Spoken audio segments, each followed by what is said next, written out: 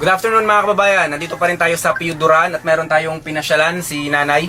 Ano pong pangalan niyo ulit? Hilda. Okay. Hilda. Hilda po, Hilda. Okay lang ba ikaw yung ano ko? Kasi medyo na. Gano'n na po katagal yung ano niya?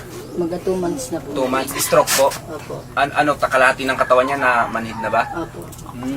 Etong kaliwa. Okay, ito pala dapat nyo tinitherapy. Minamassage nyo. Okay. Tapos bukod po dyan sa stroke nyo, ano pa pong sakit niya noon? High blood po siya sa...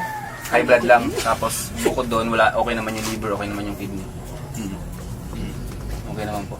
Kailan po yung last pa-check up nyo? Hindi na kayo nakapagpa-check up? Hindi na po.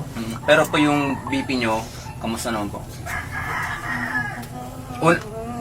Yaman nung check-up sa akin. Ano po? Ito alam.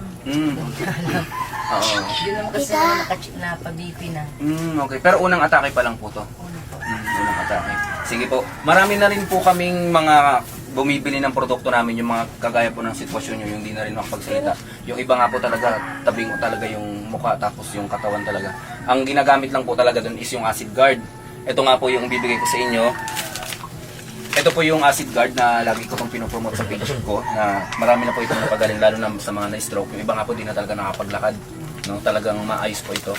And then buksan ko na po Ito po ay naglalaman ng bato. Natural stone po ito, kung tawagin ni alkaline stone. Talagang minimina lang po ito sa Pilipinas. Pero legal naman po ang minimina nito. Ang gagawin nyo po, ang tamang paggamit, ibabad nyo lang po ito sa mainit na tubig. Sa 5 minutes lang, 2 beses sa isang linggo para nalilinisan siya. And then after nun, ibabad mo na siya kung meron kayong pitchel. Or kung may tumbler kayo, pwede rin gumamit ng ibang tumbler. Babad nyo siya ng... Meron akong ibibigay din pala mamayang tubig sa inyo. Kasi ayun dapat yung gamitin nyo muna yung distilled water. Any kind of distilled water, mas maganda yung absolute yung tatak. Papadala ko rin po dito mamaya kasi po kami, nalimutan ko rin magdala. Ayun na po, babad nyo lang po doon, 1 litrong tubig, ibabad nyo po ng 1 oras. Tapos po, 1 oras. Tapos pilitin nyo po tayo uminom ng tubig.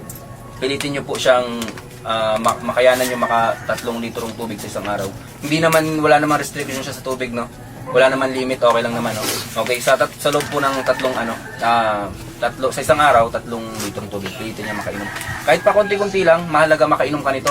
Kasi yung sa stroke kasi nerve talaga ang connected yan sa utak. Siyempre kailangan mapaayos yung nerve natin, and then yung circulation ng dugo. So ito po yung purpose nun. Ito na yung gagawin mong tubig. After mo dun sa bibigay kong tubig sa'yo, pag naubos na yun, pwede ka nang gumamit ng ginagamit yung tubig. Basta every 2 beses sa isang linggo, bababad mo lang siya, papakuluan mo lang siya. Or ibabad mo sa mainit na tubig. And then meron din po ako ditong dalang lunas. Bigyan na rin po kita ng 3 lunas. Ang purpose po nito, para linisin yung katawan natin. Siyempre yung bituka natin, kala natin nalilinis yan, hindi. Meron dyang mga mucus na tinatawag, tumatagal ng 5 years, 10 years, minsan 30 years pa. So nagagawa po nito mapalabas kahit kidney stone, gallstone, kahit po yung plema. Mahalaga din po talaga na detox yung katawan nyo. Nagda-diaper po si Nanay. Okay, nagda-diaper po kayo. Kamusta naman yung pagdumi nyo? Normal naman po? Okay, sige. Ganito po gawin nyo. Sa umaga, bago siya kumain, kahit isa lang. Sa umaga bago kumain, isa lang. Tapos gabi bago matulog, isa lang din. Isa lang din po yun. Okay lang mag-mild detox lang po kayo. Okay lang yun. Basta mahalaga, inom po kayo ng tubig na binabad dito. Marami na po, mas matitindi pa po yun sa inyo. Talagang di na nga po makapagsalita naka-steady na lang yung mukha Pero naka-recover pa. Nakakapag-tricycle pa ngayon. And then, bigyan ko rin po kayo ng oil. Etong PFC oil. Ito po, mahalaga to. Ito po yung ipangmasahe nyo sa kanya. Every 2 hours, kung sisipagan nyo lang, pahiran nyo po ng pahiran sa likod, sa dibdib. Tapos po sa likod, tapos sa mga paa niya. Kung saan po yung, ito manhid to manhid na, no?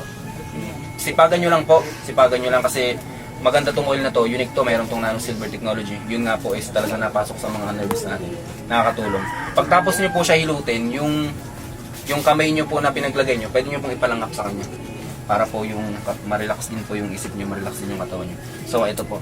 And then, after po paglipas ng 5 araw yung pag-inom nito ni Nanay, after 5 days, gamit naman po kayo nito. Bago kayo matulog, maglagay kayo ng kalahating litrong tubig. Galing dito pinagbabaran. Patak nyo lang po, ilagay nyo lang po yung isang tablet. Pag nulusaw yon, painom nyo. Bago matulog. Ang trabaho naman nito is para ma-repair naman yung mga damaged organs natin. Siyempre may mga damaged organs na tayo, hindi natin namamalayan. Then kung kaya nyo rin po, malabo na rin po mata nyo? Malabo na rin? Nagalabo na. Nagalabo na rin. Kung kaya mo ting ipatak, kahit sa bulak, di ba nagbabad ka nito sa tubig na bibigay ko sa'yo, ipatak mo sa mata niya yung bulak, kuha kang konting tubig, para po matanggal yung marumi-rumi na rin po yung mata nyo, para po malinaw-linaw na rin yung mata nyo. Tapos po, abangan ko, siguro after mga ilang linggo o isang buwan, pag naging okay na kayo, balikan nyo ako, bigyan ko kayo ng gift. Bigyan naman ako sa'yo ng regalo. Kung ano man na maisipan kong dalhin dito, balikan kita. Basta mahalaga, gumaling ka. Okay, so abangan po namin yun. Yun po kasi yung ginagawa ko dito sa vlog. After kong puntahan sila na may sakit, kapag naging okay na, babalikan ko naman sila. Ayun po yung purpose ko. Opo. Nay, pagaling kayo ha. Pagaling po kayo. Te, salamat po sa pagpapaunlak. Opo. Antayin nyo lang po mamaya yung tubig na papadala ko dito. So, stay healthy mga kababayan. Ako si Chance at ako magsasakanggal.